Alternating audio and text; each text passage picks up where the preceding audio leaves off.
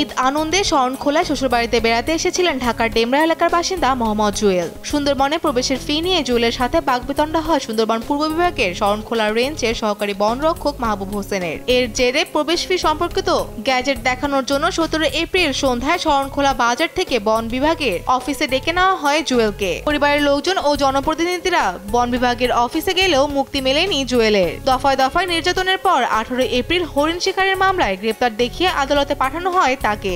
আমি যে সহ্য করতে পারতাছি না যে আমার ছেলের এত অপবাদ এবং মারধর করবে, কি নির্দোষ? আমার ছেলে কি চুরি করছে? আমার ছেলে তো চুরি করে নাই, আমার ছেলে ঘুরতে গেছে। তো ঘুরতে জানা যে তারা এত মারধর করছে, আমি কঠোর বিচার চাই। কথা কাটাকাটি হওয়ার পর আমার হাজবেন্ডকে 4 দোকান থেকে ধরে নিয়ে গেছে, মারধর করে। তার প্যান্ট, তারপর টি শার্ট, ঘড়ি, তারপর আরো যাবতীয় আমাদের গাড়ির অনেক ডকুমেন্ট ছিল, ব্যাংকের কার্ড ছিল, স্বর্ণের আংটি ছিল, সবকিছু তারা রাইখে দিয়েছে। আমার স্বামীর অনেক মারধর করছে। এর আমরা শাস্তি চাই, কঠোর শাস্তি চাই। রোববার দুপুরে বাগেরহাট সিনিয়র জুডিশিয়াল ম্যাজিস্ট্রেট আদালত 1 এর বিচারক আমরুল আজাদ জুয়েলকে জামিন দেয়। জামিনে মুক্তি হয়ে রাতে জেলা হাসপাতালে ভর্তি হন জুয়েল।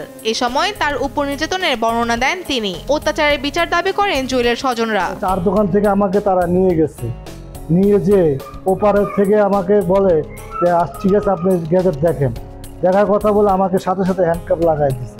হ্যান্ডকাপ লাগায়া তারা আমাকে একটা খোলা জায়গায় ময়দানে নিয়ে গেছে। নিয়ে তারা 10 থেকে 13 জন মানুষ আমাকে মারধর করে তারা ইচ্ছে মতো আমাকে মেরে ধরে প্রায় 8টা থেকে আমাকে 10টা পর্যন্ত মারছে। তারা 3 ধাপে আমাকে মারছে। এই শটগানটা বলে কি তুমি কি এটা চিনো? আমি কি না স্যার, আমি এটা চিনি না, দেখি না কখন। এগুলা কয় এটার ভিতরে 12টা গুলি আছে, এই গুলিগুলো তোমার ভিতরে ঢুকাই দিব। আমাকে যদি এগুলো করেন, এখন আমার এখানে মেরে ফেললে আমার কেউ দেখবে না। দেখেন আমার জীবনটা একটু বাঁচান। জীবন বাঁচাইতে পারি, আমরা যা বলবো তাই তো শুনতে হবে। আমি ঠিক আছে আপনারা যা বলবেন তাই শুনবো।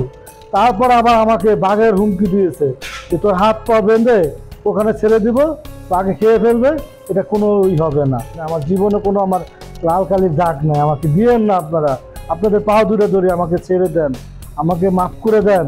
মিথ্যা মামলা জড়ানোর অভিযোগে সুন্দরবন পূর্ব বিভাগের সহকারী বনরক্ষক মাহবুব হোসেনকে পরবর্তী মামলার ধার্য তারিখ 2 মে সশরীরে আদালতে উপস্থিত হয়ে ব্যাখ্যা দিতে আদালত নির্দেশ দেন বলে জানান জুয়েলের আইনজীবী। তাকে সেখান থেকে একটা পরবর্তীতে সে একটা দোকানে এসে বসে, সেখান থেকে তাকে ডেকে নিয়ে তাকে মারপিট করে, তাকে আহত করে, তার সাথে অন্যায় আচরণ করে।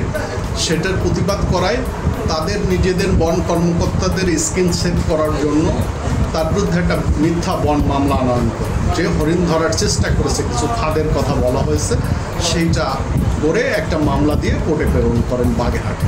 তবে নির্যাতনের বিষয়টি অস্বীকার করেছেন বন কর্মকর্তা। এই অভিযোগের কোনো সত্যতা নাই। তারা নিজেদেরকে বাঁচানোর জন্য সে এই জিনিস করছে।